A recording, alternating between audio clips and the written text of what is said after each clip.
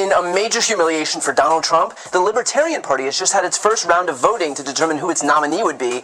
I should remind you that Donald Trump was there just yesterday making his case to the attendees and delegates, and when the dust settled, Donald Trump took in, and I hope you're sitting down for this, 6 votes. That's right, 6 entire votes, which is incidentally 10 votes less than a guy named Toad.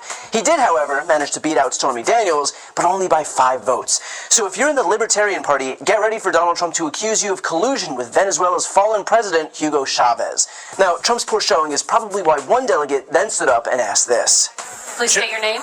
Jeff Coleman, Missouri delegate, first time, long time, with a request for information. Thank you. Did this body grab a former president by the pussy last night? Sit down. It's completely out of order. No. Yeah, not great if you're Donald Trump.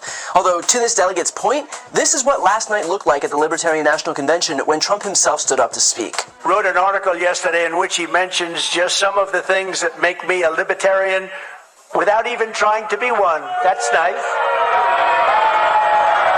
D-Roy wrote, Donald J. Trump will address the Libertarian Party at its national convention on Saturday. The Libertarian Party should nominate Trump for President of the United States. Whoa. That's nice. That's nice. Only if you want to win. Only if you want to win. Maybe you don't want to win. Maybe you don't want to win. And I stand before you tonight as your best hope of defeating the weaponized Biden and the very evil regime that his people, because it's probably not him because he doesn't know where the hell he is, combine with us in a partnership. We're asking that of the Libertarians. We must work together. Combine with us. You have to combine with us. We cannot give crooked Joe Biden 4 more years.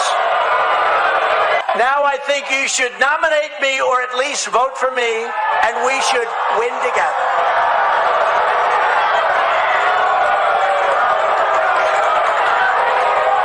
You heard those words.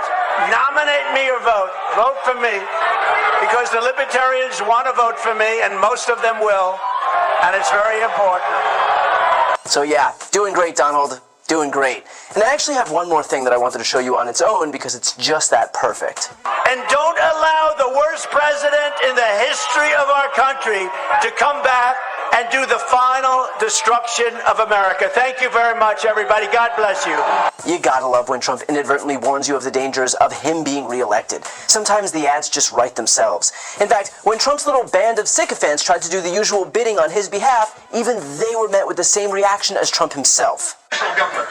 Demand that we restore federalism and separation of powers. Donald Trump may not agree with you on everything, but I can tell you he will agree with you a whole hell of a lot more than that nutball in the White House or anybody else on the ticket. I encourage you to take a look at the I'm speaking to you as a libertarian at my own core. I have gotten to know Donald Trump over the course of the last several years and the last several months. And you're going to hear from him tomorrow night. And the question is, do you want to influence the next administration or don't you? I gotta say, it sure is refreshing to hear these Republicans get a reaction from people outside of their insulated far-right bubbles where they've convinced themselves that their God King can do no wrong. And frankly, I'm not sure why Donald Trump even went in the first place, considering it was abundantly clear that this was going to be the reaction that he got all along. Here's what happened the day before he arrived. I'd like to propose that we go tell Donald Trump to go fuck himself. Here, here. Standing ovation. Libertarian convention looking to nominate libertarians. We do not need to give that time to non-libertarians. This is not a GOP cuckolding convention. I move to vacate the chair. Wow. And Trump, of course, unable to deal with the embarrassment, took to Truth Social in the aftermath of his visit, writing, "The reason I didn't file paperwork for the Libertarian nomination, which I would have absolutely gotten if I wanted it, as everyone could tell by the enthusiasm of the crowd last night, was the fact that as the Republican nominee, I am not allowed to have the nomination of another party." And he's right that he couldn't be the nominee for 2 parties, But that's not why he lost. He lost because the attendees and delegates didn't like him. So let's not conflate the fact that he couldn't be the GOP nominee and the Libertarian nominee with the fact that he didn't also just try to become the Libertarian nominee regardless. He would be singing a much different tune if he actually got the votes, but he didn't, and so instead he started offering excuses because, per usual, he wants all the credit and never the blame. I should note that RFK Jr. also managed a dismal showing, managing about 2% and finding himself eliminated after the first ballot as well. For those who don't know, I just interviewed RFK Jr. in a pretty contentious debate that came out today. Here's a small preview.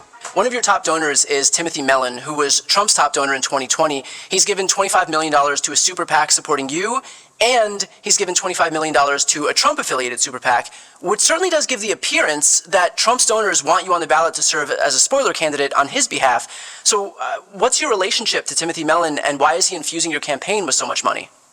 We get, I said this at the beginning of the campaign, Brian, that I want to run a campaign that appeals to both sides. I want to run a campaign that makes Republicans forget they're Republicans and Democrats forget they're Democrats. And everybody remember that they're Americans. So I'm getting money from Democrats, Republicans. I welcome money from people who support President Trump. I have people on our staff who came from the Trump campaign. I have people on our staff. I understand all of that, but if he's giving money at the same time, $25 million is no small sum.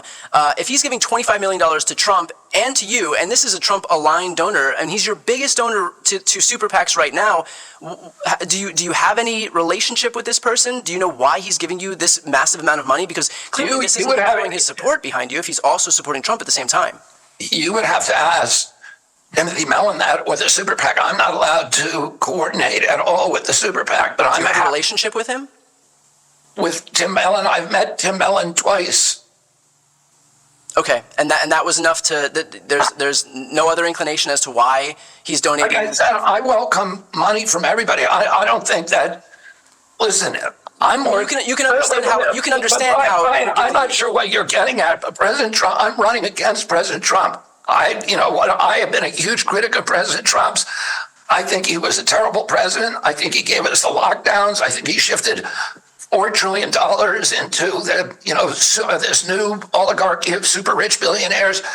I think he ran up the debt higher than any president in history. He presided over a chronic disease epidemic. He promised to get us out of the wars, and he brought John Bolton, who's the center of the war machine, to run the NSA. He was a terrible president. I'm running against him, so I'm not sure what point you're trying to get at. But I think the point is obvious just from a layman's perspective. If you have a Trump donor who's also propping up the super PAC affiliated with you, that it would suggest that person wants you on the ballot because he would perceive it as deriving benefit for Donald Trump. Well, that's what you say. I don't think that is obvious. And of course, if you want to watch that full interview, which I would highly recommend because we don't just talk about him being a spoiler, we also go over vaccinations, abortions, and even brainworms, click the link right here on the screen, or go to the interviews playlist on my YouTube channel, or click the link to that interview in the post description of this video below. In any case, a pretty clear humiliation for Donald Trump and RFK Jr. this weekend, as both men are recognizing the limits of their audiences and getting the message loud and clear that fewer and fewer people are looking to buy what they're selling. I've got a really exciting announcement. I've written a book. It's called Shameless. This book explores how Republicans have exploited their historical branding while attacking our democracy, how the media has proven itself a willful participant, and how Democrats can learn from this to rebalance the political scales and save our democracy. It has been a lifelong dream of mine to write my own book, and so I'd like to ask you to pre-order it by clicking the link right here on the screen. And if you buy within this pre-order period, your book is going to come with a signed nameplate. As you know, I've never had a single sponsor on my channel. I don't ask for money or anything like that, but if you're looking for a way to support me, this is hands down the best way to do it. So again, follow the link right here on the screen, and thank you from the bottom of my heart for pre-ordering Shameless. And as always, make sure to subscribe to see more of my content.